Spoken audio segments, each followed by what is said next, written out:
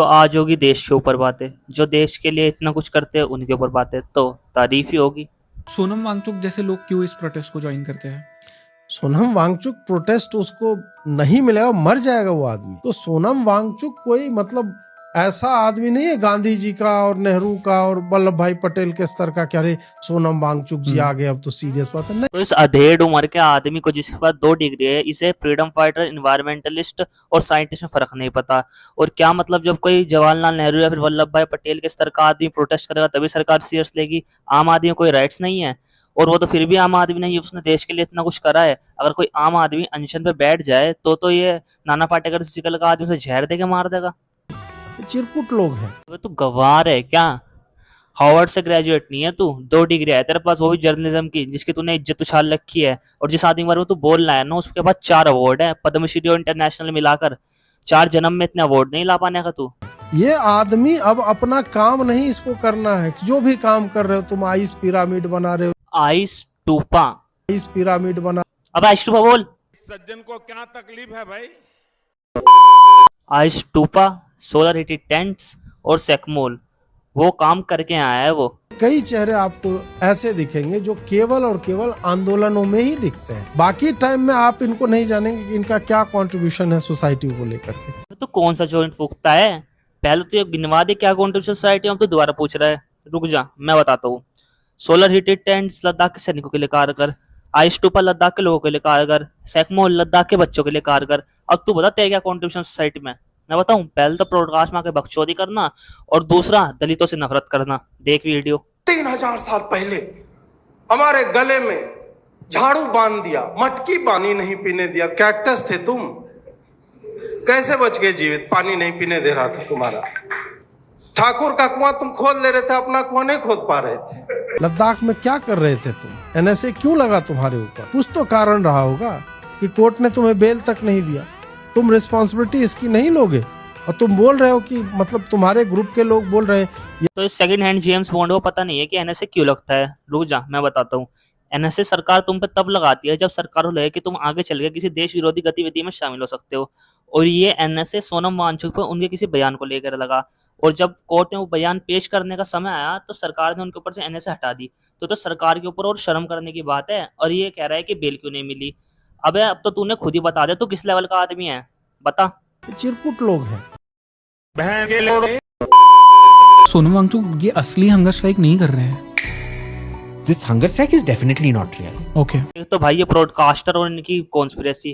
पहले तो सरकार इनके घर पे नेट बंद करो। आज इस गंजे ने आकर कह दिया डेफिनेटली नॉट रियल, कल वो दादी आकर कह देगी कि सोनम वांगचुक तो एक एलियन है, जैसे ट्रम्प को एलियन बता दिया था। एलियन है ट्रम्प, ये भी बताता हूँ मैं आपको, एलियन है, दी गई है। फिर कल कोई बाबा आएगा और कहेगा अगर ये जानना है कि सोनम वांगचुक की हंगर स्ट्राइक रियल है या फेक है तो पानी में हल्दी गेरने वाला जादू टोना करो। Hunger strike is definitely not real. जी हाँ, इसके लिए हमारे पे तंत्र विद्या में एक जादू होता है जिससे हमें पता लग जाता है कि इंसान ने खाना खा रखा है नहीं खा रखा है। इसके लिए हमें पानी में हल्दी गेरनी होती है और फिर इसके अंदर से एक आवाज उत्पन्न होती है जिससे पता लग जाता है कि इंसान ने खाना खा रखा है नहीं खा रखा है। कैसी आवाज? कॉप कॉप कॉप कॉप। हो। मुझे तो लगता है ये ब्रॉडकास्टर भी यही चाहते हैं कि जो भी हमारे ब्रॉडकास्ट में आए वो कुछ अनसंट बोल दे और फिर वो वायरल हो जाए। His intentions may be noble. I don't think he's a crook like Dipke, Saurav. Okay. आपको पता है हंगर स्ट्राइक में कैसे लगते हैं लोग आफ्टर 2-3 days itself? हाँ सिकुड़ जाते हैं। तो ये है गांधी जी जब ये हंगर स्ट्राइक शुरू करने वाले थे। हाँ शुरू करने वाले थे, शुरू करी नहीं थी। तो तुम्हारे हिसाब से तो इनका तो स्वर्गवास हो जाना चाहिए था।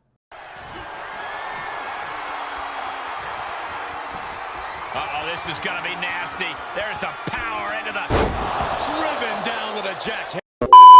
Begins to show, boss. ये this is not hunger strike. So basically वही हो रहा है जो आम आदमी पार्टी, प्री आम आदमी पार्टी ने किया था। If you can actually go back to the clippings of the time, यही था। तीसरे दिन पे शुगर बहुत गिर गया है, राइट। वही तमाशा हो रहा था उस टाइम पर भी। आम देखो अपनी तरह मत सोचो सबको। खुद सारे बाल नहीं है, पेट निकल चुका है, शरीर में मसल ज्यादा कोलेस्ट्रॉल है, तो मैं तो 1-2 दिन भी नहीं रख पाता। सामने वाला रखा है तो झूठ ही होगा। लेकिन ऐसा नहीं होता ना, सामने वाला फिट है, हेल्दी है, लद्दाख से दिल्ली पैदल आ जाता है, पहले भी पेंशन रख चुका है, और ऐसी बात नहीं है वो उससे कुछ नहीं हुआ है। उसका 8 किलो वजन घट चुका है, इतनी कुछ खास हालत भी नहीं है।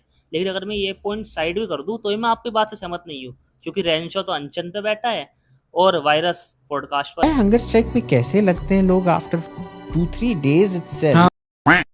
भाई वो सोनम वांगचुक साइंटिस्ट वैज्ञानिक काका के 3 इन्वेंशन बता रहे भाई। वो सोनम वांगचुक साइंटिस्ट काका है ना तेरे कॉकरोच जनता पार्टी के साथ, तू जिम्मेदार कॉकरोच है तो तेरे लिए अनशन कर रहे हैं इस जंतर मंतर पर 14 दिन से उन्होंने खाना नहीं खाया, उनके 3 इन्वेंशन बता। अरे बता रहा हूँ ना रे, मुंह पीछे करके बात कर रहे, तेरे मुंह से बास आती है रे। पहला आइस्टूपा, दूसरा सोलरिटी टेंट, तीसरा सैकमोल। गूगल पर सर्च कर ही मिल जाते रे, पर तुम तो अकल से बड़ी भैंस को मानते हो ना रे। कौन से कार्डाशियो स्केल के कौन से लेवल पर पहुंचे वो भाई? वो अनशन के बाद अपने अनशन से पहले इंटरनेशनल लेवल पे जा चुके हैं रे, एशिया का नोबेल प्राइज जीत चुके हैं रे। लेकिन तू तो अनपढ़ है ना रे, तुझे कैसे पता होगा? साइंटिस्ट और वैज्ञानिक गिरी में सीधा इलॉन मस्क पे गुनगुना कब मुतने वाले हैं बता भाई। मैं सुन रहा हूँ तू तो जनता कॉकरोच को सपोर्ट करता है, तू तो जागरूक कॉकरोच है ना। बता भाई उनके 3 इन्वेंशन की कब उन्होंने एवरेस्ट को, हिमालय पहाड़ को उल्टा करके अमेजोन रेन फॉरेस्ट को सुखा डाला। तू गंडमरी बातें करना कब छोड़ेगा रे? और तू सुधरा नहीं अब तक गोबर खाने से रे। सारा भाई विक्रम जी, एपीजे कलाम, सुना है नाम इनका? सुना होगा शायद।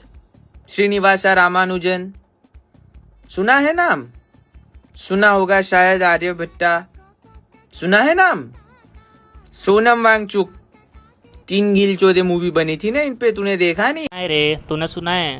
ब्रह्मगुप्ता, चक्राना, बुद्धियाना नहीं सुना ना? और जहाँ तक मूवी की बात है, मूवी तो श्रीनिवास रामानुजन के ऊपर ही बनी है, द मैन वो नाउ इन्फिनिटी। हमने देखी है, क्योंकि हमने किसी साइंटिस्ट को ये कहते हुए नहीं सुना कि अगर कोई साइंटिस्ट करप्ट नेता के खिलाफ प्रोटेस्ट करे तो अपनी गांड चला लो।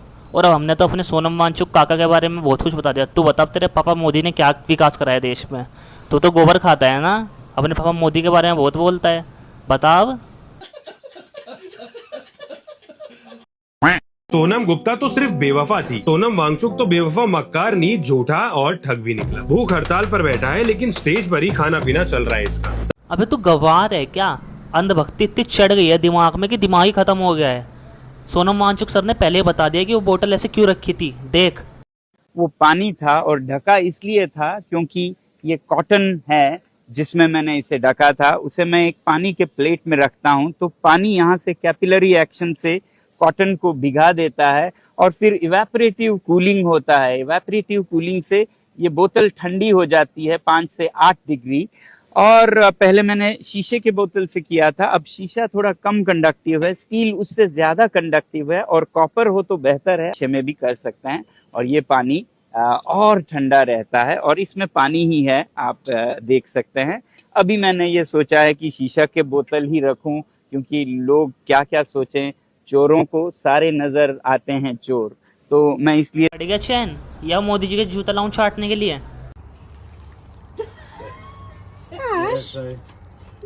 सरकार से इसकी मांगे क्या है पता नहीं। तुझे तो सोनम वांगचुक सर की माओ के बारे में नहीं पता, लेकिन हमें जरूर पता है कि तेरी क्यों फट रही है बोलने में।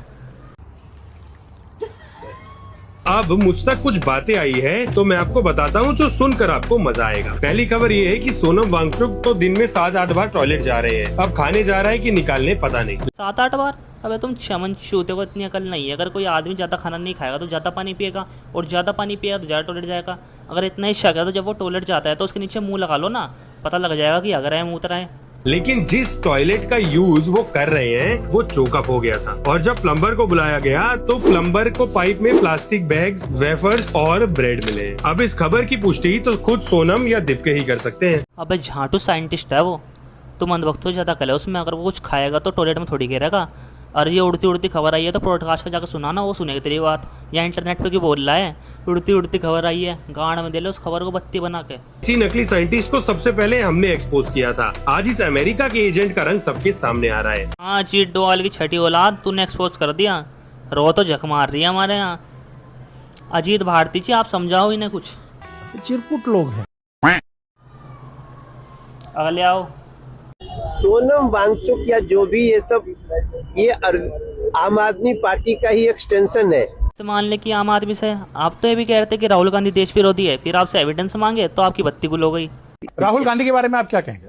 राहुल गांधी तो एक देशद्रोही व्यक्ति है। नहीं, अगर वो देशद्रोही हैं तो सरकार के पास तो फिर इसके सारे डेटा होंगे, रिकॉर्ड होंगे, तथ्य होंगे, कागज होंगे, क्यों नहीं गिरफ्तार करके आप उनको जेल में डालते? रासुका लगाइए उन पर, उनको जेल में डालिए। उनके ऊपर तो केस चल रहा है। कौन सा केस? बहुत सारे केस। देशद्रोही होने का केस नहीं चल रहा। नहीं, देशद्रोही होने का केस नहीं चल रहा है, लेकिन ऑन रिकॉर्ड का है वो देश। बताइए, शुभम शुक्ला अंतरिक्ष से आया, उस पे आया कि सारे सांसद, सभी लोग उनको बधाई दें, सभी सांसद बजा रहे थे मेज, एक्सेप्ट राहुल गांधी। क्या है ये? वो देशद्रोही हो गए। और मुझे तो उनका पोस्ट याद है, उन्होंने सोशल मीडिया पर शुभांशु शुक्ला के लिए पोस्ट लिखा था, कांग्रेचुलेटरी। जो बीजेपी के पास ये अधिकार कहां से आया कि वो ये तय करे कि कौन देशद्रोही है, कौन देशप्रेमी है, कौन देशभक्त है? हमारा मन कह रहा है। इस मामले में आप कोर्ट भी जा सकते हैं अगर आपको लगता है कि वो देशद्रोही है। वो बात में आपने कहा है तो सोचिए। फिर आपको उस अश्लील गाने के बारे में पूछ लिया तो पहले तो मना कर रहे थे, फिर उन्होंने वीडियो दिखा दी तो बौखला गए और ये कहने लगे मुझे तो याद ही नहीं आ रहा है। अगला गाना जो पढ़ रही हूँ उसके लिरिक्स पढ़ते हुए मैं खुद अनकंफर्टेबल, असहज महसूस कर रही हूँ। कहवा लुकवा के जैबू चोली के, मेरे ख्याल से इसका हिंदी ट्रांसलेशन ये होगा। हमारा गाना नहीं। मेरे पास वीडियो मौजूद है इस गीत का, दिखाऊं आपको? हो ही नहीं सकता, दिखाइए। ये कौन है वीडियो में?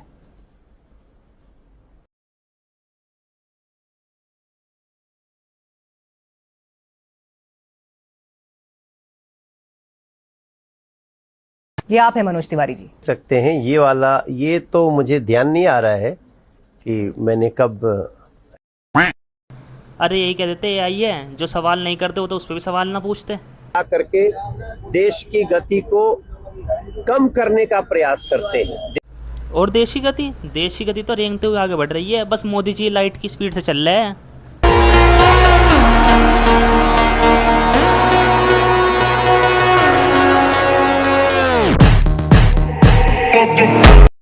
ये भगवान, ये कौन सा अनशन है भाई जिसमें मुंह में गुटखा लिया जा रहा है? अबे ये कौन सा अनशन है जिसमें खाना नहीं खा रहे पर गुटखा खा सकते? वो कहते हैं ना, जैसा इंसान वैसी उसकी सोच। जो गुटखा खाता है उसे हर जगह गुटखा ही दिखेगा। और गलती इनकी नहीं है, इनका आईक्यू ही लो है। इन्हें डबल चीन और गुटखे में फर्क नहीं पता।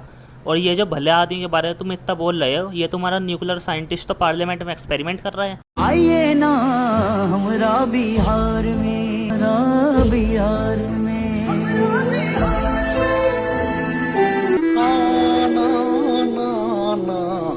ये पीछे हार्पिक दिख रहा है ना, इसे ब्रेड पे लगाओ और खा लो। जो दिमाग में गू जम रहा है ना वो साफ हो जाएगा।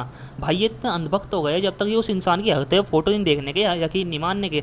खुद तो ये अनपढ़ है, दूसरों को भी नहीं पढ़ना देना चाहते। सोनम वांगचुक ये एजेंट है चाइना का, ये चाइना का एजेंट है। चाइना उसको फंडिंग करता है, दिल्ली में आके धरना देता है, देश को बदनाम करता है। चाइना की सीक्रेट एजेंसी का नाम क्या है सर?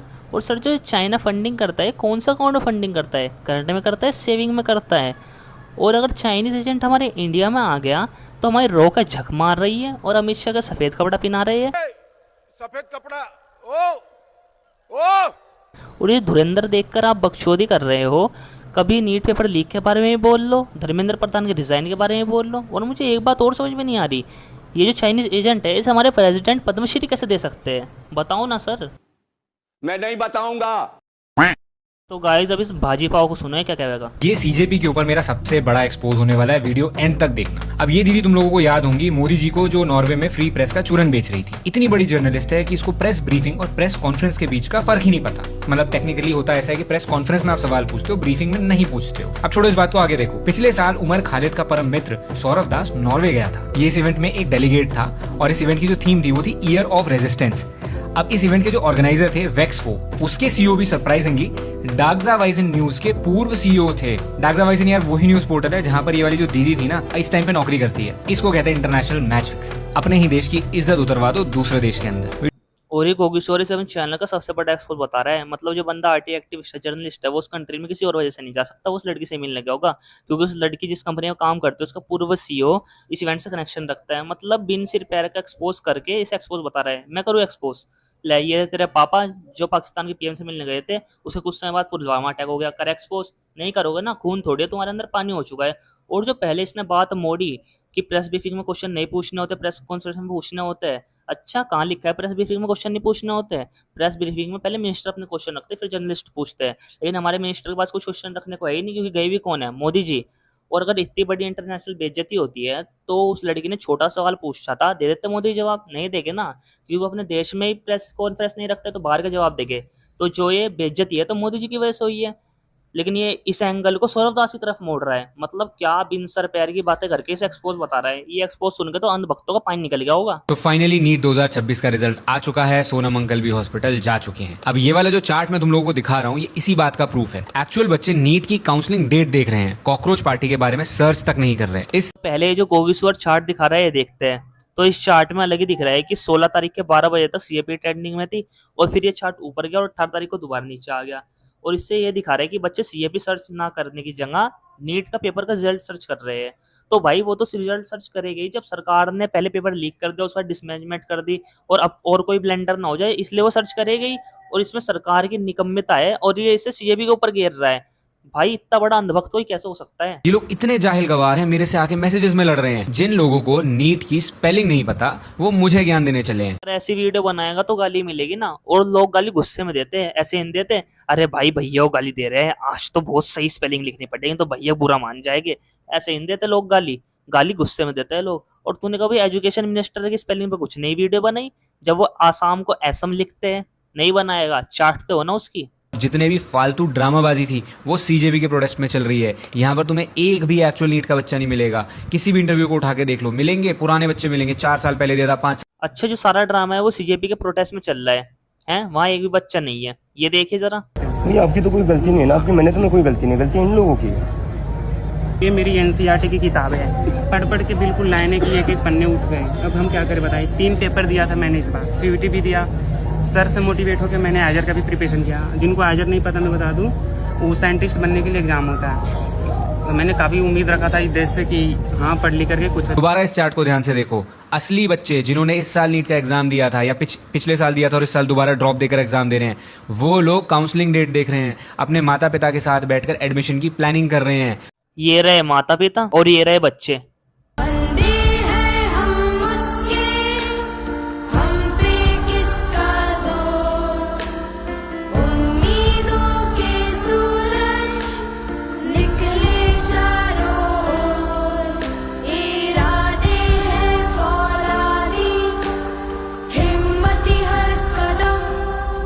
देने गया, पेपर लीक हो गया, वो इतना डिप्रेस में चल गया, मेरे से बात नहीं, माँ से बात करना बंद, कोने में पड़ा रहता बिल्कुल सुनसान। वो समझा देते कोई बात नहीं, तू घबरा मत, फिर देंगे। पर वो पता नहीं क्या उसको आग लगी, आज का दिन वो चल बसा। लड़का 18 साल का, वो मेरा बेटा है, वहाँ पे फोटो लगी है, वो मैं उसका पापा हूँ। जब शुरू किया था तब मैं इसी आया था और कल उसको 1 महीना पूरा हुआ और 1 महीने पे मेरे को मंथली श्रद्धांजलि क्या मिल रही है। मेरे लिए, मेरे बेटे के लिए जो बैठे थे उनको भी गायब कर दिया।